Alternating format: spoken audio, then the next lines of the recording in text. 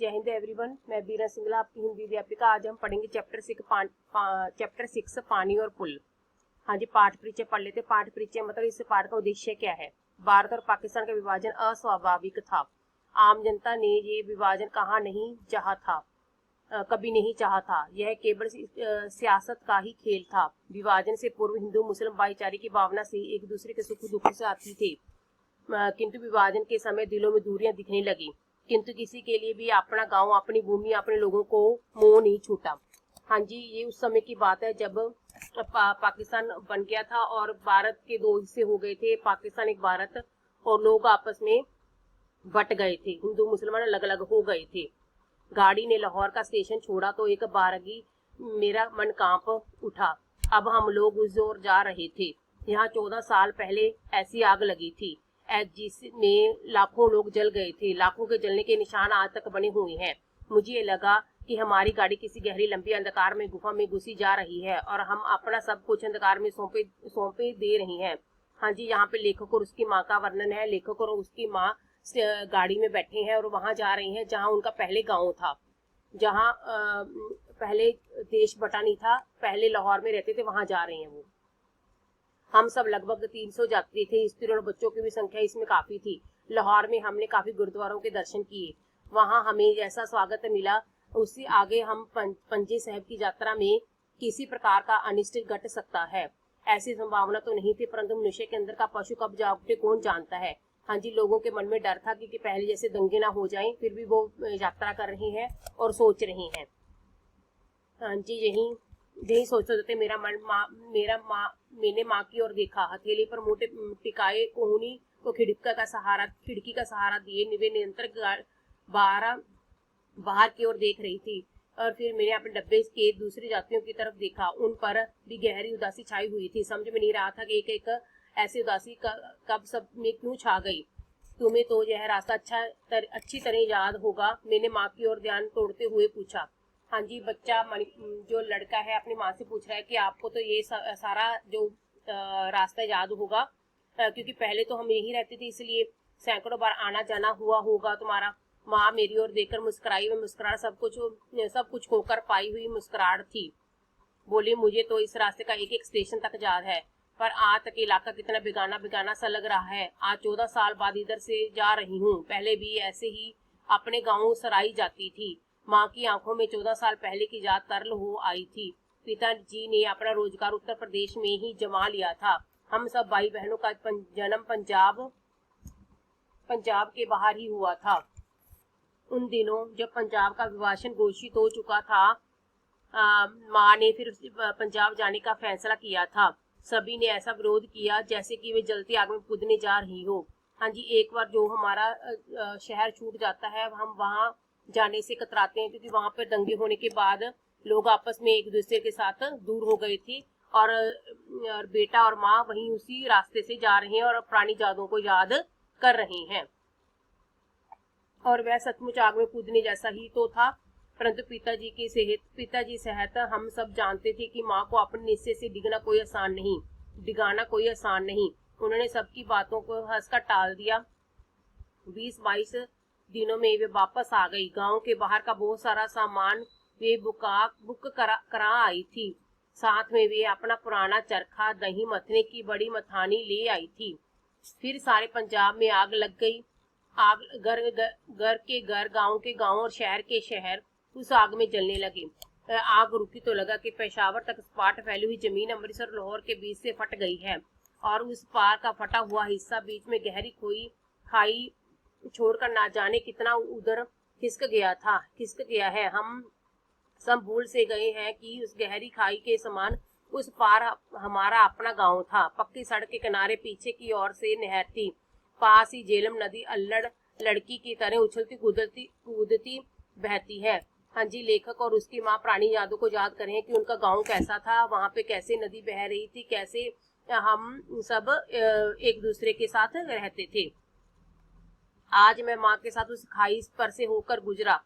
उस प्रदेश की ओर जा रहा था जो कल कितना अपना था, आज कितना पराया है। हाँ, जो गाड़ी है उसी रास्ते से होकर गुजर रही है जहाँ पर लेखक का बचपन बीता था। लेखक वहाँ पे रहता था। मैं एक पुस्तक पढ़ने पलट रहा था। माँ ने पूछा कि यह गाड़ी सराई स्टेशन पर रुकेगी। मैंने कुछ सोचा, फिर कहा कि हाँ शायद रुके, पर पहुंचेगी रात को 2 बजे। हम लोग गहरी नींद में सो रहे होंगे, स्टेशन कब आकर निकल जाए पता भी नहीं लगेगा, और अब अपना रखा ही क्या है वहाँ। माँ के चेहरे पर खिसखिसाहट सी दौड़ गई। बोली, तुम्हारे लिए पहले भी यहाँ वहाँ क्या रखा था। मेरी बात से माँ को चोट पहुंची थी। बिना और कुछ बोले मैं सिर झुकाकर अपनी पुस्तक के पन्नों को उलझ गया। हाँ जी, जो माँ सराय स्टेशन पर जाना चाहती थी, रुकना चाहती थी वहाँ कुछ पुरानी यादों को याद करने के लिए। धीरे धीरे अंधेरा छाने लगा। माँ ने पोटली खोलकर खाने के लिए कुछ निकाला। मैंने एक दूर से मामा जी की मेरे हमारे साथ है, मामा जी दूर के मामा जी हमारे साथ थे। तीनों ने मिलकर कुछ खाया, सोने की तैयारी करने लगे। मामा जी ने 10 मिनट में खराटे भरने लगे। मैं भी एक और लुढ़क गया। माँ वैसी ही बैठी रही। कुछ देर बाद एकाएक मेरी आंख खुली तो देखा माँ वैसे ही बाहर फैले हुए अंधेरे की ओर निष्पलक होता है बेटे बिना आंख चिपकाई देखती हुई बैठी है। और घड़ी देखी, 10:30 बजे थे। और मैंने कहा कि माँ तुम भी लेट जाओ ना। अच्छा, उनके मुंह से निकला। वे अधलेटी सी हो गई और मैंने उस निधि अवस्था में कोई सपना देखा हो, ऐसे ही तो मुझे याद नहीं आता, पर उस नींद में कुछ घबराहट अनुभव हुई। फिर एक में हड़बड़ा उठा। हाँ जी, लेखक सो गया था। उसने एक सपना देखा, फिर वो उठ गया। वहां माँ मुझे झिझकोर रही थी। हाँ जी, माँ उसे वो सपना नहीं था, माँ उसे सच में ही उसे उठा रही थी। अजीब सी घबराहट और उत्तेजना से उनके हाथ कांप रहे थे। क्या है? मैंने बाहर जाकर देखा। हमारी गाड़ी छोटे से स्टेशन पर खड़ी थी। प्लेटफॉर्म पर लैंप पोस्टों की हल्की हल्की रोशनी थी। अजीब सा कोलाहल वहां छाया हुआ था। एक बारगी रोया रोया कांप उठा। 14 साल पहले की अनेक सुनी सुनाई घटनाएं बिजली बनकर कूद गई। 14 साल पहले जो लोग एक दूसरे खड़े थे, वैसे ही लग रहा था कि आज भी वैसे ही खड़े हैं लोग लैंप लिए।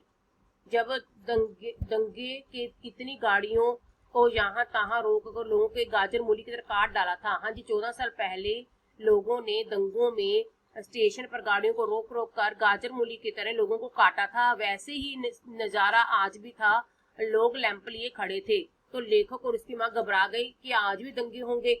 मामा जी जाकर मेरे कंधा हिला रहे थे। और अरे क्या बात है, तभी मेरे कानों में बात पड़ी। उस भीड़ में से एक चिल्ला रहा था, अरे इस गाड़ी में कोई सराई का है।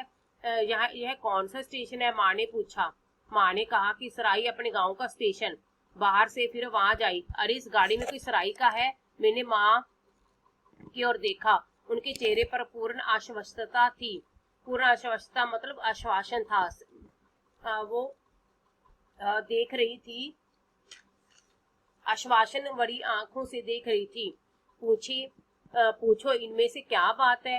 मैंने खिड़की से गर्दन निकाली। बहुत से लोग घूमते हुए पुकार रहे थे, कोई सराई का है।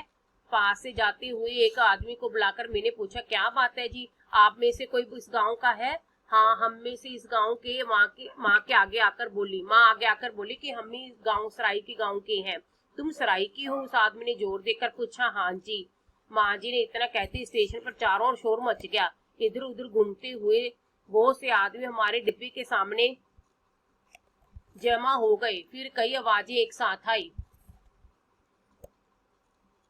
तुम सराई की हो? हाँ जी, हम सराई के हैं। माँ ने जोर देकर कहा। इसी गांव के उपस्थित जन समुदाय होता है लोगों का समूह में एक कोलाहल होता है, शोर सा हुआ। किसी की आवाज आई कि तुम किसके घर से हो? माँ ने मेरी ओर देखा। मैंने कहा कि मेरे पिताजी नाम सरदार मुल्ला सिंह है। ये मेरी माँ है। मैं मुल्ला सिंह। तुम मुल्ला सिंह के बेटे हो? कई लोगों के एक साथ चलाए। तुम मुल्ला सिंह जी की बीवी और रवेल सिंह जी की भाभी हो। कैसे हैं सब? कहते कहते कितने हाथ हमारी ओर बढ़ने लगे। लोग हमारी संबंधियों के कुशल क्षेम होता है उनका हालचाल पूछते हुए अपने हाथ से पोटलियां मुझे और मेरी माँ की ओर थमाते जा रहे थे। उनमें से बादाम थे, अखरोट थे, किशमिश थे, सूखे मेवे थे, बंधे हुए थे। हाँ जी, लोगों को लगा कि हमारे गांव का कोई आया है और वो उनकी जान पहचान का। तो लोगों ने उन्हें गिफ्ट के तौर पर ये पोटलियां देनी शुरू कर दी। मैं और माँ गुमसुम से उन्हें ले लेकर अपनी सीट पर रखते जा रहे थे। देखते देखते हमारी बर्थ होता है बेटे, ट्रेन की सीट को कहते हैं। बर्थ कपड़ों की छोटी छोटी पोटलियों से भर गई। जो हमारी सीट है वो पोटलियों रूपी गिफ्ट से भर गई। मैं हक्का बक्का सा यह सब देख रहा था। माँ अपने सिर का कपड़ा बार बार संभालते हुए हाथ जोड़ रही थी। खुशी से उनके होंठ फड़फड़ा रहे थे। मुख से निकल कुछ भी नहीं रहा था। लगता था कि आंखें अभी भी चूं पड़ेंगी मतलब रो देंगी। वहीं पर खड़े होकर गार्ड ने हमारी लालटेन ऊपर उठाई। कोट जब जेब से सीटी निकाली, मैंने देखा कि 3-4 आदमियों ने उसे पकड़ सा लिया था। ओए बाबू, 2-4 मिनट और खड़े रहने दो ना गाड़ी को, देखता नहीं ये बीवी इसी गांव की है। और एक ने उसका लालटेन वाला हाथ पकड़कर नीचे कर दिया। परजाई होता बेटे भाभी को कहते हैं। सरदार जी कैसे हैं? उन्हें क्यों नहीं लाई पंजे साहब दर्शन कराने? एक बूढ़ा मुसलमान पूछ रहा था। माँ ने दोनों हाथों से सिर पकड़ा और आगे कर लिया। उनके मुंह से धीरे से निकला, सरदार जी नहीं रहे। क्या मुल्ला सिंह गुजर गए? क्या हुआ था उन्हें? हाँ जी, लोग परेशान थे कि जो हमारे जान पहचान के मुल्ला सिंह जी हैं वो अब क्यों नहीं रहे। तो वो अपनी भाभी यानी कि जो मुल्ला सिंह की पत्नी है और लेखक की माँ उनसे पूछ रही हैं। माँ चुप रही। मैंने जवाब दिया कि उनके पेट से रसोली हो गई थी। एक दिन अचानक फट गई और दूसरे दिन पूरे हो गए। वो बड़े नेक बंदे थे, खुदा उनकी दरगाह में जगह दे। उनमें से एक ने अफसोस प्रकट करते हुए कहा। कुछ क्षण के लिए सब में खामोशी छा गई। हाँ जी, अफसोस प्रकट किया कि मुल्ला सिंह जी अब नहीं रहे, इसके लिए अफसोस प्रकट कर रहे हैं। परजाई जी कि तेरे बच्चे कैसे हैं? वाहिगुरु जी की कृपा है, सब अच्छे हैं। माँ जी ने धीरे से कहा। अल्लाह उनकी उम्र दराज करे। कई आवाजें एक साथ आई। परजाई, तुम अपने बच्चों को लेकर यहाँ आ जाओ, किसी एक ने कहा। और कितनों ने दुआएं की। दोहराया। परजाई जी, तुम अब वापस आ जाओ, वापस आ जाओ। प्लेटफॉर्म पर खड़ी कितनी आवाजें कह रही थी, वापस आ जाओ, वापस आ जाओ। मैंने सुना मेरे पीछे एक मामा जी कुड़ते हुए कह रहे थे कि हूँ बदमाश कहीं के, पहले तो मार मार कर यहाँ से निकाल दिया, अब कहते हो कि वापस आ जाओ। हाँ जी, सारे लोग सराय के थे और वे भी लेखक की माँ और लेखक से पूछ रहे हैं कि वापस आ जाओ, आप भी यहीं रहने लगो। मैंने सुना कि मेरे पीछे खड़े मामा ये तो हो गया था बेटे, पर प्लेटफॉर्म पर खड़े लोगों ने उनकी बात नहीं सुनी थी। वे कहे ही जा रहे थे। परजाई, तुम अपने बच्चों को लेकर वापस आ जाओ। बोलो परजाई जी, कब आओगी? अपना गांव तुम्हें याद नहीं आता? परजाई जी, वापस आ जाओ। माँ के मुंह से कुछ नहीं निकल रहा था। वे सिर का कपड़ा संभालते हुए हाथ जोड़ी जा रही थी।